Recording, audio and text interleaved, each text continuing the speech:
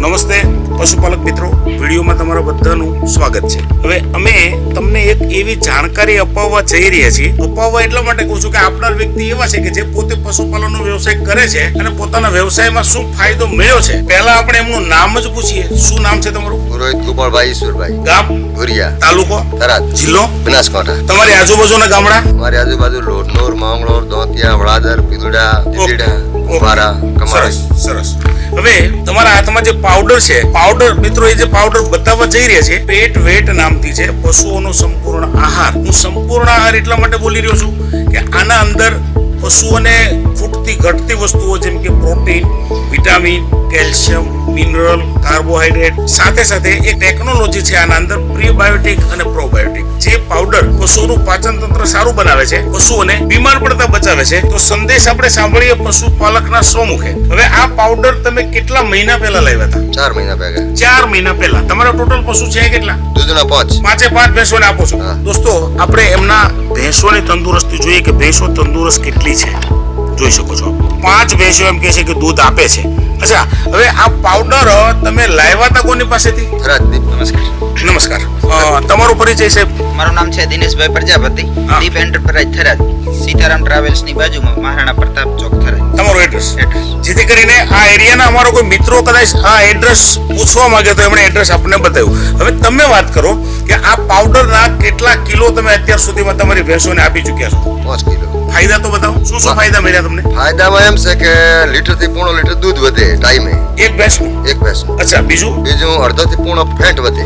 અડધો થી પોણો ફેટ વધે? કારણ ફેટ આખો વધારે આવે પણ પોણો ફેટ ની સરેરાશ કેવરાય। પોણો ફેટ તો સારું કહેવાય કે? સારું કહેવાય। તો ફેટ વધવાથી શું ફાયદો થાય? ફેટ વધવાથી પૈસા વધારે આવે। પૈસા વધારે આવે તો આપણે મહત્વનું તો પૈસા માટે જ કામ કરીએ છીએ ને।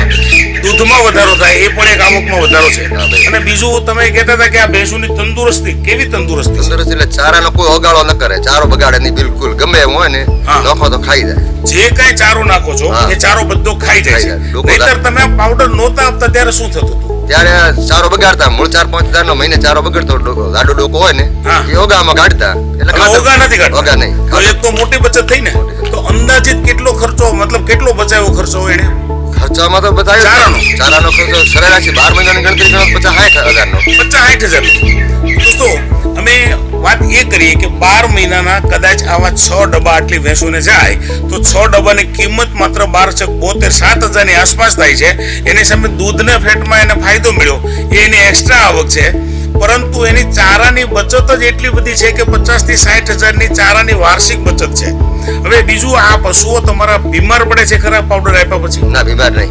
બીમાર નહીં તો એક મોટો ફાયદો કે પશુની તંદુરસ્તી। અને મિત્રો, પશુ અગર બીમાર હોય 5-7 દિવસ બીમાર પડે તો એનું દૂધ પણ કપાઈ જાય, ફેટ પણ ઓછા આવે અને એની દવાઓ પણ કરાવવી પડે, જે દવાઓ કેમિકલ વાળી દવાઓ પશુની અંદર નાખવી પડે। દૂધમાં ફેટમાં વધારો અને ચારાની બચત અને પશુની તંદુરસ્તી, પરિણામથી સંતુષ્ટ છો? 100%?